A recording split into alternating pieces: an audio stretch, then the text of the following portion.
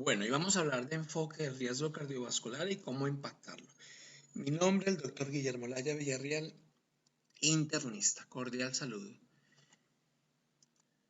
Bueno, para esta charla no presento ningún conflicto de intereses. Vamos a realizar el caso clínico, una correlación con el riesgo cardiovascular y unas conclusiones y mensajes para llevar a casa. Tenemos un paciente de 58 años, masculino, casado, ocupación comerciante que consulta por un dolor precordial, es un diabético tipo 2, el manejo con metformina y fumador. Al examen físico ingresa con taquicardia, una taquipnea, normotenso, tenía un sobrepeso y básicamente en el electrocardiograma tiene un ascenso del ECT de 2 de 3 con una troponina positiva por lo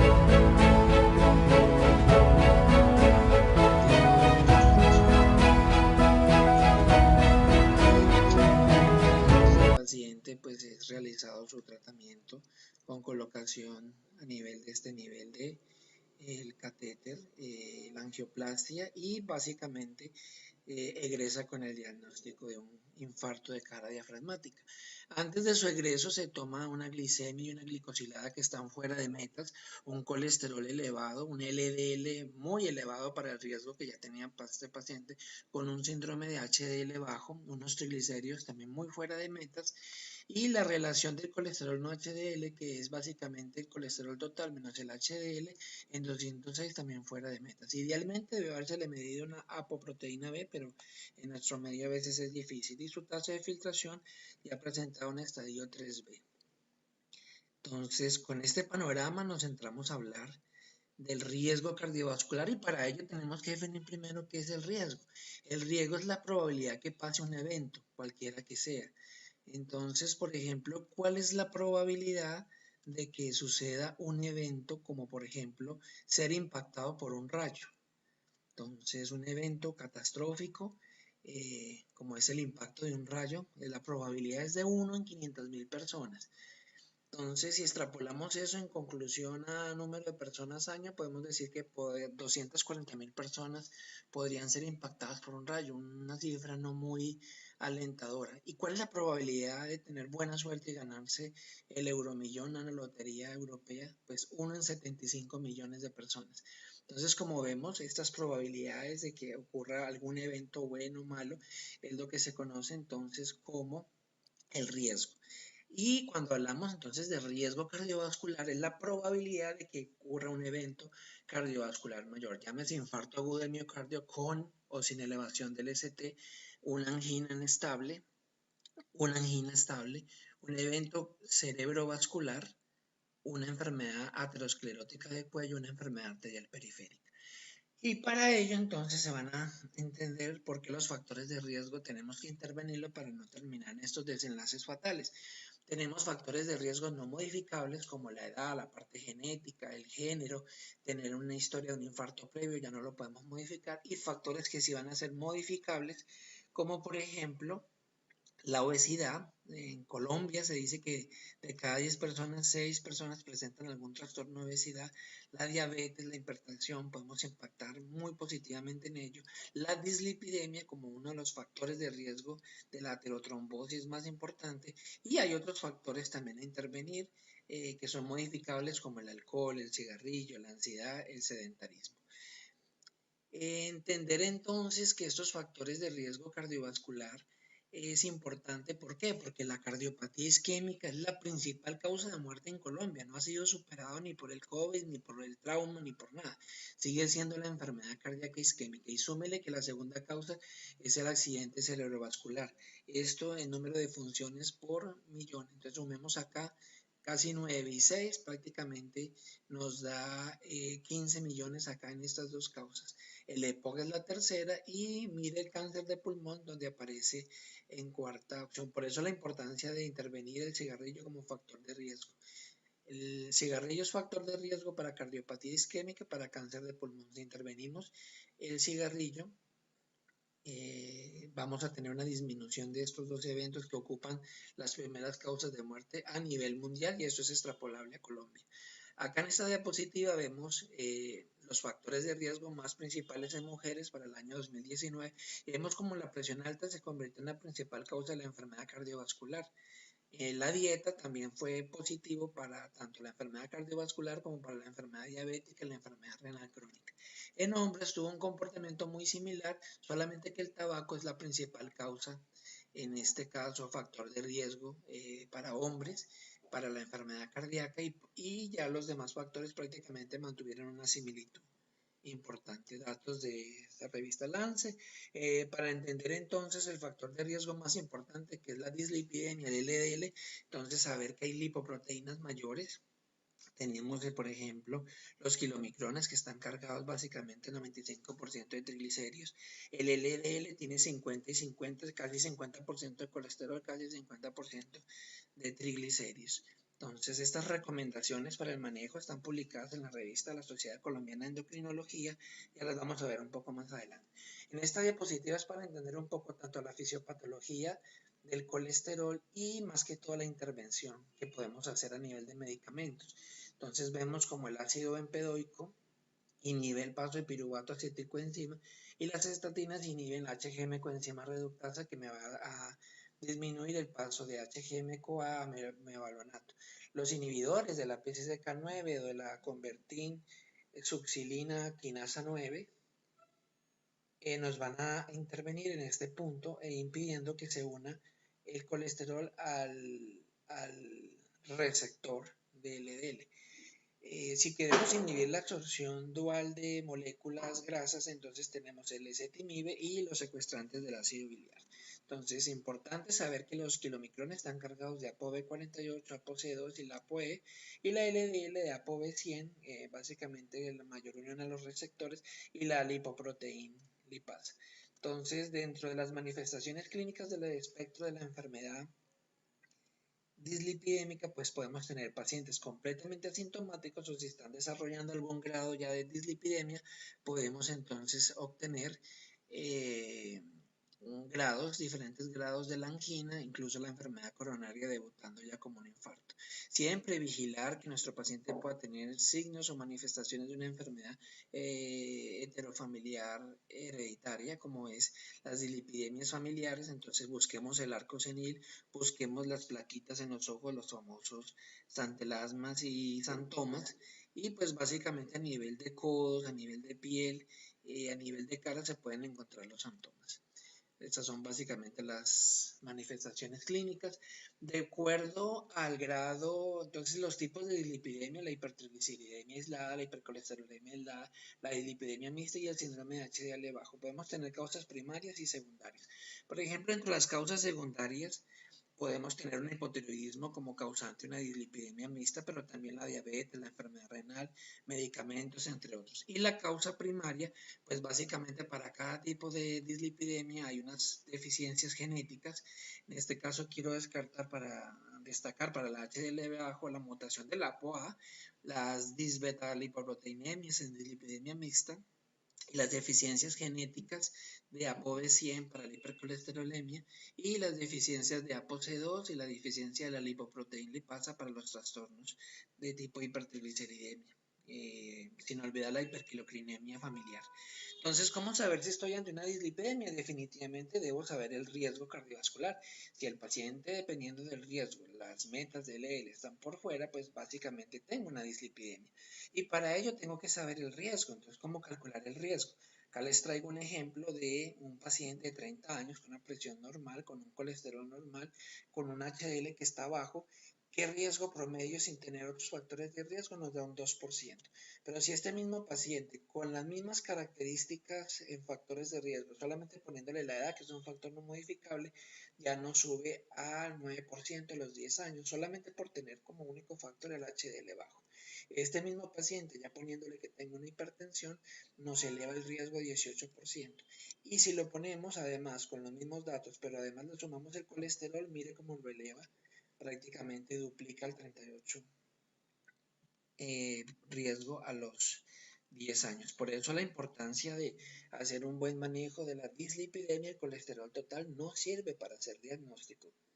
Acá les pongo un ejemplo de cómo, de acuerdo al LDL, podemos tener un paciente con una dislipidemia y el riesgo cambiar. Entonces, si el riesgo alto está la meta afuera, entonces básicamente estaría cruzando con la dislipidemia. Los condicionantes de un riesgo alto es un LDL mayor a 190. Esto automáticamente es riesgo alto, ser diabético automáticamente es riesgo alto, la enfermedad cardiovascular aterosclerótica. Y para ello entonces siempre hacer los cálculos por Framingham. El Framingham, recordemos, la ciudad estadounidense donde se realizó este estudio, que inició durante muchos años y básicamente nos va a dar el riesgo en bajo, intermedio o alto. El riesgo alto es aquel que está por encima del 20% y con esto es importante siempre calibrarlo para Colombia, o sea, el valor que nos dé debemos de multiplicarlo por 0.75 porque si no nos sobreestimaría el riesgo. Pero cuando nuestro paciente ya tiene un evento cardíaco preestablecido, entonces aplicamos el Smart Score. Entonces acá les traigo un ejemplo, por ejemplo, un hombre 60 años que tuvo un primer evento hace 5 años, que tiene la presión fuera de metas y evidentemente un perfil lipídico muy fuera de metas para su riesgo. ¿Qué riesgo de reinfartarse nuevamente? Este paciente tiene 10 años, 22%, un altísimo riesgo. Por lo tanto, debo intervenirlo, debo llevarlo a metas, debo bajar el LDL. En nuestra población también utilizamos el score y hay un score 2, así se llama la otra tabla para ajustado a Colombia. Entonces son las formas que tenemos para llevar las escalas Framingham, el score 2 y el PROCAM. De acuerdo a esto, entonces se hizo un estudio en Latinoamérica, donde Bogotá fue la ciudad participante por Colombia, en 7 países de Latinoamérica, y se encontró que el tabaquismo era el principal factor de riesgo, el 30%, seguido de la obesidad con un 23%, un síndrome metabólico documentado a 20%, la hipertensión 18%. Y sorpresa, la diabetes no ocupa un riesgo como por lo menos factor de riesgo de enfermedad cardiovascular y muerte tan alto. El estudio Carmela nos dejó importantes datos para tener en cuenta. Como el tabaquismo es el principal factor de riesgo, el tabaco aumenta la frecuencia cardíaca en 14 latidos por minuto, puede subir hasta 10 milímetros la presión de mercurio. La prevalencia entre Chile y Bogotá pues fue muy prevalente, más que todo en Chile, 41 personas día mueren en Chile por problemas de tabaco. Y siempre hacer el cálculo del índice tabáquico, multiplicando el número de cigarrillos por el número de años que este paciente lleve fumando sobre 20, entonces vamos a definir si tiene más de 40, tiene un alto riesgo de POC y por ende un alto riesgo de enfermedad cardiovascular. Si intervenimos el tabaco, vamos a disminuir el riesgo cardiovascular dejando el cese del cigarrillo. Se dice que en los próximos 1 a 2 años el 50% de la reversión del daño se podría dar en términos de riesgo cardiovascular.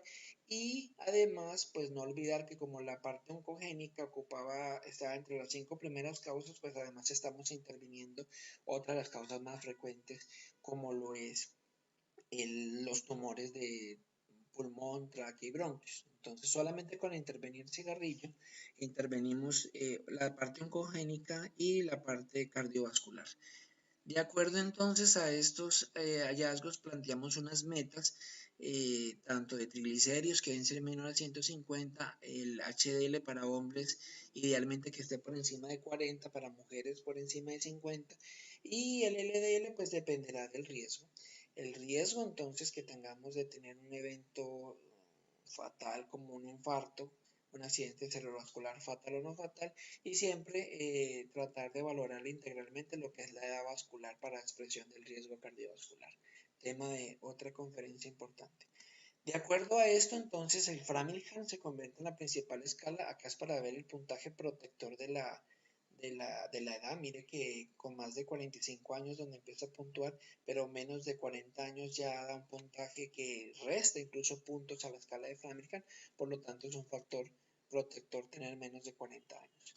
Los otros criterios, pues ya los vimos en los ejemplos, las escalas para Colombia, el Framingham, el PROCAN y el SCORE. Hay escalas muy ya ajustadas a la población colombiana. De acuerdo a esto, entonces, ¿cómo tratar la dislipidemia? Tenemos múltiples guías, la guía de la American Heart Association en 2018, posteriormente en el 2021 se publica las guías de práctica clínica de la Sociedad Europea de Cardiología, y pues básicamente las guías que a mí más me gustan son dos, son las que les voy a hablar.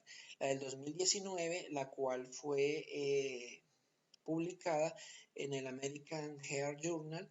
Pues básicamente acá entender el riesgo bajo, que prácticamente no existe, el riesgo moderado, que el riesgo moderado, si tú le aplicas la escala SCORE, no supera el 5% y va a tener una historia familiar de enfermedad prematura, obesidad abdominal y estos factores de riesgo. El alto riesgo es una elevación significativa del colesterol mayor a 310, una hipercolesterolemia familiar, un grado 3 de hipertensión, y pues básicamente la diabetes y mayores complicaciones entran dentro del alto riesgo. Pero si hay daño de órgano blanco también, por ejemplo una hipertrofia del ventrículo, una tasa menor a 60, y si le aplicas la escala SCORE o el Framingham acordado, entonces podemos extrapolar entre un 5 al 10%.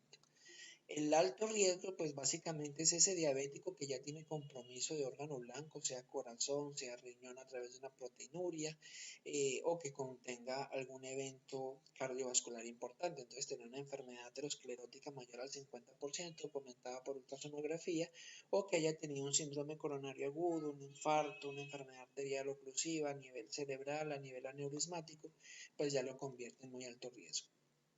De acuerdo a esto vienen las metas de esta guía, que pues básicamente si el paciente es de alto riesgo, entonces debemos de poner un régimen de alta intensidad para llegar a una meta de un LDL menor a 70. Esto cambió, ya la meta ahorita de acuerdo a la otra guía que les voy a exponer, entonces ya es más ajustada, y si no se consigue entonces esta meta debemos adicionar ezetimibe o incluso inhibidores de la PCSK9. Si el paciente no tiene un alto riesgo, miro la edad. Si tiene más de 75 años, me puedo ir con un régimen de moderada intensidad, y básicamente entonces vamos a tener que llegarlo a meta. Si el paciente ya tiene menos de 75 años, me puedo ir con un régimen de alta intensidad y valorar en el control a los 3 meses si llego a metas. Si requiere una reducción mayor al 50%, pues intensificaré a través de una estatina de alto impacto. Y pues esta es la guía que a mí definitivamente más me gusta, que es la de la Sociedad de Endocrinología, donde tenemos 4 categorías: el riesgo extremo, en el cual entran luego lo que hablamos ahorita en el muy alto riesgo cardiovascular, la enfermedad cardiovascular progresiva, la angina, pacientes diabéticos o renales que ya hayan hecho un evento coronario cardiovascular, y muerte prematura. Mire que en el otro aparecía en otro valor, aquí la muerte prematura, morirse antes de los 55 años en hombres o mujeres menores a 65, ya lo convierte en riesgo extremo. La meta es un LDL menor a 55, y siempre quiero motivarlos a que calculemos el colesterol no HDL. Acordémonos que es la diferencia entre el colesterol total y el colesterol bueno. Entonces, de acuerdo a esto, será la meta, la misma meta del LDL sumado 30. Entonces, en términos generales, para que miremos también si están metas de colesterol no HDL. El muy alto riesgo, pues los eventos que vemos acá: tener un Framingham mayor al 20%, un diabético, una enfermedad renal crónica sin estos eventos, pero con un factor de riesgo, ya es muy alto riesgo y su meta es de por lo menos menor a 70. La categoría de alto riesgo, entonces su meta va a ser llevarlo a menos de 100, y es un Framingham realmente entre el 10 al 20%, un diabético y enfermedad renal crónica sin otros factores de riesgo. O sea, el diabético sin complicaciones, que realmente es poco frecuente verlo. Normalmente ya lo vemos con complicaciones. La meta es de 100 miligramos. El moderado riesgo es aquel que tiene un Framingham menor al 20% y sin ninguno de estos eventos, y el LDL meta tiene que estar en menos de 100. Y el bajo riesgo, pues básicamente no existe, pero si lo encontramos por ahí, la meta de LDL sería menor a 130. De acuerdo también a si tiene diabetes o enfermedad renal crónica, entonces puedo fijar metas. Entonces, si tiene un diabético, un enfermo renal crónico, una condición clínica asociada de las que ya hemos hablado, su meta debe ser menor a 55. Si es un diabético clásico, pero con un factor de riesgo, por ejemplo, una hipertensión mal controlada, debemos de tenerlo en metas menor a 70, así él no tenga una enfermedad cardiovascular. Y el diabético controladito, juicioso, sin mayores complicaciones, es decir, menor a 100, lo mismo para el enfermo renal. Entonces, cuando vamos a enfocar el tratamiento, debemos de mirar si nuestra lipidemia es de predominio colesterol alto, y intervendremos el LDL, o si lo que predomina son los triglicéridos altos. Para eso debo tratar de acuerdo al cálculo del colesterol no HDL. Entonces, siempre básicamente las estatinas son bases del tratamiento. Acá están las propiedades que favorecen el uso de las estatinas, como es la mejoría de la función endotelial, disminuye la proteína C reactiva, disminuye los factores inmunomoduladores, Disminuye los factores de necrosis tumoral, la interleuquina C, las proteínas citoquinas proinflamatorias, disminuye el fibrinógeno, la anticoagulación, la activación plaquetaria, disminuye los factores coagulantes que nos hacen daño. Entonces es una innumerable cantidad de beneficios. Siempre de acuerdo a la necesidad que tenga, pues valoro si es de alta intensidad. Acá tenemos la torba y la rosa en dosis altas. Si es moderada intensidad, pues tenemos más opciones y la baja intensidad. Siempre buscando una reducción de acuerdo a la meta de LDL, si es mayor al 50%, 30-50 para moderada intensidad y menor al 30 para la baja intensidad. Acá mostramos cómo la rosuvastatina tiene la mayor potencia en reducción de LDL, puede bajar hasta un 52%. Son múltiples los estudios que avalan el uso de las estatinas, tanto en prevención primaria como en prevención secundaria.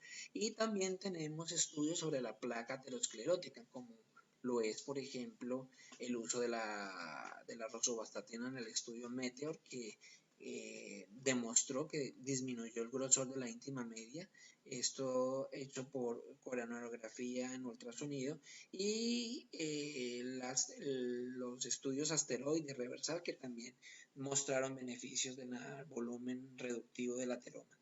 Básicamente, entonces, cuando tengamos estos pacientes, valorar el riesgo y la terapia hipolipomiante básicamente debe estar guiado por estos protocolos. El ezetimibe, cuando requiera adicionar hasta un 20% de asociación con la estatina, el ezetimibe solo disminuye el 20%, si lo adiciono a la estatina disminuye el 70%, tiene baja caracterización para disminuir los triglicéridos. Los fibratos pueden básicamente reducir su potencial el 50% de los triglicéridos. Ácidos biliares solo sirve para reducción del LDL y es muy bajo, y los ácidos grasos omega 3 reducen básicamente los triglicéridos hasta un 40% más, asociado a lo que puede disminuir el fibrato. O sea que unir un fibrato más un ácido graso me puede disminuir hasta el 90% de los triglicéridos. Entonces, ¿cuándo usar cada cosa? Si tengo un paciente con una enfermedad cardiovascular establecida menor a 75 años, me voy con alta intensidad. Si lo tengo más de 75 años o es intolerante, me voy primero con una moderada intensidad y voy valorando si llega a metas. El LDL mayor a 190, pues descartar causas secundarias. Si tengo que reducir más del 50%, que pues, es lo más probable, de acuerdo a su riesgo, entonces me voy con un régimen de alta intensidad. El diabético entre 40 y 75 años con un LDL entre 70 y 189, vamos a darle un régimen de moderada intensidad. Y el no diabético, que no tiene otras comorbilidades y tiene menos de 75 años, pues le calculo el riesgo cardiovascular. Si el riesgo cardiovascular me da por lo menos en 7.5 en adelante, le puedo dar un régimen de moderada a alta intensidad de acuerdo a la evolución. Si es menor al 7.5%, pues por lo menos un régimen de moderada intensidad. Es nuestro paciente, vemos cómo mejoró el colesterol de 228, quedó en 118 con un LDL muy bueno en 20, después de que lo tenía en 136, llegó a metas de colesterol no HDL, mejoró su HDL que estaba muy bajo, ahora lo tiene en 62, y la ApoB pues está en metas, que generalmente se correlaciona con el LDL. Pero mire, nos persiste acá los triglicéridos altos. ¿Qué hacer con este paciente? Entonces las recomendaciones del panel de expertos de la Sociedad Colombiana de Endocrinología nos dice que si este paciente que es alto riesgo cardiovascular, por lo menos con esos triglicéridos mayores a 500, la estatina seguirá siendo la primera opción. Si a los 3 meses no me mejora, le puedo adicionar un fenofibrato en combinación, como es el ácido fenofíbrico con estatina. ¿Ya? Si el paciente que tuviéramos ahí tiene ese mismo riesgo, pero está entre 200 a 500, pues solamente la estatina seguirá siendo la primera opción. Y siempre acordémonos de, si no mejora, calcular el colesterol no HDL, y de acuerdo a esto yo voy a indicar si requiere la adición de un fenofibrato. Ya apartándonos del capítulo de riesgo alto, o sea, el paciente que no tiene ese riesgo alto, un riesgo moderado, un riesgo bajo, que le encontramos unos triglicéridos entre mayores a 800, pues cambios terapéuticos, y si no mejora le ponemos el fibrato. Buscar siempre las causas secundarias, pero hay que ponerle el fibrato. Entre 500 a 800 si vamos a buscar lo mismo, cambios terapéuticos, causas secundarias, y si no hay respuesta, ahí sí le coloco el fibrato. En cambio, quiere decir que la única condición para iniciar fibrato es que los triglicéridos estén por encima de 800. Las metas para los factores de riesgo cardiovascular en cuanto a la dieta, entonces baja grasa saturada, aumento de productos integrales, fruta, pescado, la actividad física, por lo menos hacer 150 minutos semanales de actividad aeróbica. En este caso podemos dar 30 minutos 5 días a la semana, o básicamente si requiero reducir puedo hacer 75 minutos semanales traducidos en 15 minutos todos los días por 5 días. El peso ideal, índice de masa corporal entre 20 a 25, reducir el perímetro abdominal que esté por debajo de 94 en hombres, por debajo de 84 en mujeres, que tenga una presión arterial en metas menor a 140-90, si es un diabético o hipertenso, entonces la meta sería 135-85, la glicosilada menor a 7, y pues básicamente esos son los mensajes para llevar a casa. El riesgo cardiovascular define si hay dislipidemia, siempre mirar los condicionantes de un riesgo alto per se, la diabetes, el LDL mayor a 190, la condición clínica asociada, siempre calibrar el Framingham para Colombia multiplicando por 0.75, el blanco terapéutico de todo sigue siendo la estatina. La mejor estatina de alta intensidad es la rosuvastatina, dosis de 40 miligramos, siempre ver si cumplió las metas, y mi mensaje es a valorar el cálculo de colesterol no HDL, que también es una meta, así como lo es el LDL. Siempre le sumamos a la meta del LDL 30 y miramos si está en metas. Si no está en metas, entonces este paciente podría requerir un fibrato. Bueno, con esto hemos terminado nuestra charla. Quiero dejarles este mensaje. Después de tanto estudio y tanta información, Para ser médico hay que tener una mente brillante. No cualquier persona puede ser médico, pero tener una mente brillante y ser genial no es suficiente para ser un buen médico. Se requiere del adorno de mucha inteligencia emocional. Se requiere la práctica de valores y principios que guíen todas nuestras actuaciones. Se requiere ser puntual y responsable, ser afectuoso, amar lo que se hace, ser compasivo con aquellos que sufren, ser solidario con los demás, ser buen compañero, maestro y amigo. Se requiere ser pulcro en las situaciones en las cuales uno se ve envuelto cotidianamente y manejar la cosa pública como si fuera nuestra, con mucho cuidado. Para ser médico basta graduarse. Para ser buen médico nos falta vida, y eso es lo que hemos visto hoy. Muchas gracias. Gracias por estar todos acá hoy en esta importante conferencia. Muchísimas gracias.